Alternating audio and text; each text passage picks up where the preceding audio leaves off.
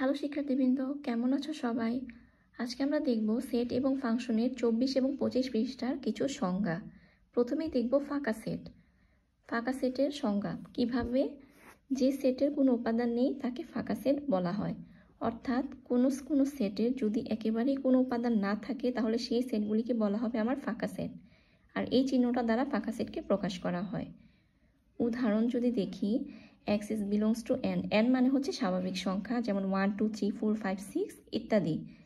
such that 10 is less than x is less than 11, অর্থাৎ x এর যে value সেটা হবে 10 এবং 11 এর মাঝামাঝি। আমরা জানি 10 এবং 11 এর মাঝামাঝি যে সংখ্যা সেগুলো হচ্ছে 10.1 10.2, এগুলো কিন্তু স্বাভাবিক সংখ্যার অন্তর্ভুক্ত নয়। তাহলে এই সেটটাকে বলা যেতে পারে আমার ফাঁকা সেট। মহিলা কলেজের 3 জন ছাত্রের সেট। আমরা সবাই জানি মহিলা কলেজে ছাত্র থাকে না, ছাত্রী থাকে। তো সেক্ষেত্রে মহিলা কলেজের ছাত্রদের সেট কি হবে? একটা ফাঁকা সেট হবে। এবার আসি উপসেটে। উপসেট কাকে বলে? কোনো সেট থেকে যতগুলি সেট গঠন করা যায় এদের প্রত্যেকটি সেটকে ওই সেটের উপসেট বলা হয়। উপসেটের চিহ্ন হচ্ছে ঠিক এইভাবে।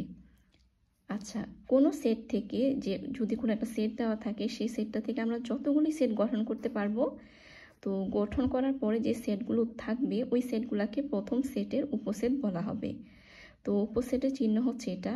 আর এখানে এই যে এটার মানে হচ্ছে বি সেট এ সেটের উপসেট, অথবা B is a subset of A. আবার ফাঁকা সেট যে কোনো সেটেরই উপসেট, এমনকি প্রত্যেকটি সেট হচ্ছে নিজেরই উপসেট। আচ্ছা, অর্থাৎ ফাঁকা সেট হচ্ছে যে কোনো সেটের উপসেট এবং প্রত্যেকটি সেট নিজেই নিজের উপসেট।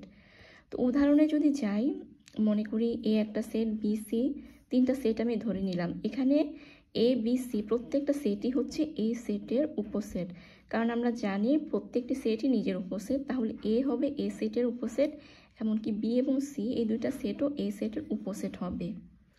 এবার দেখব আমরা প্রকৃত উপসেট। কোনো সেট থেকে গঠিত উপসেটের মধ্যে যে উপসেটগুলোর উপাদান সংখ্যা প্রদত্ত সেটের উপাদান সংখ্যা অপেক্ষা কম, এদেরকে প্রকৃত উপসেট বলা হয়।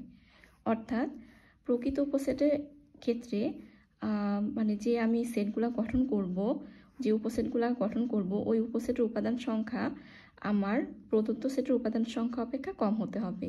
আমরা যদি উদাহরণ দেখি একটা, যে এ এবং বি দুইটা সেট দেওয়া, এখানে বি এর উপাদান সংখ্যা এ সেটের উপাদান সংখ্যার থেকে কিন্তু কম।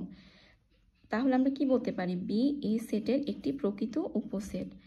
অর্থাৎ এভাবে আমরা লিখতে পারি, এই চিহ্নটা হচ্ছে প্রকৃত উপসেটের চিহ্ন। তো ফাঁকা সেট যে কোনো সেটেরই প্রকৃত উপসেট। আচ্ছা, আমরা উপসেটের ক্ষেত্রে পড়ছিলাম যে ফাঁকা সেট যে কোনো সেটের উপসেট।